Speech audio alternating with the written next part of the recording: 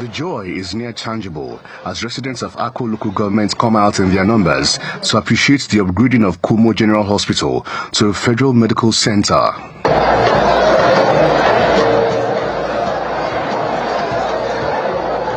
Founded over 43 years ago, the state government recently rehabilitated the facility. Our gratitude to Mr. President for approving Kumo to have a federal teaching hospital.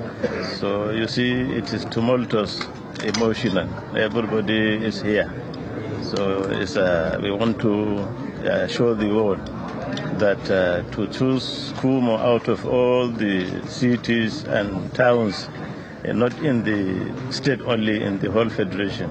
This is a very proud moment for us. According to the state government, over 400,000 people reside in the host community, and the facility is considered strategic because of the proximity for residents and foreigners from neighboring states. This edifice is part of the renewed hope agenda of our dear President, Aswaju Ahmed Bola Tinubu. We're all aware the existing facility that we have as Federal Medical Center has been converted to Federal Teaching Hospital for quite long, for almost 5 years, leaving us with no single medical center across the state. In 2019, the hospital is not like this.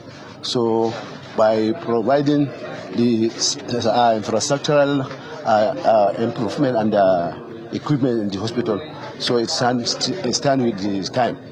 So I know our people are very happy with the happening, and they are appreciative to the governor and the president of the country. Following the upgrade, the center will serve as a tertiary health hospital, contributing to the training of medical personnel and boosting the healthcare of the states and the Northeast in general. If you look at the caliber of people that came out in mass, you will know that this project has touched the life of an ordinary citizen of this community. The upgrade makes the facility the second federal medical institution in the state after the Federal Teaching Hospital in Gombe, which used to be a medical center.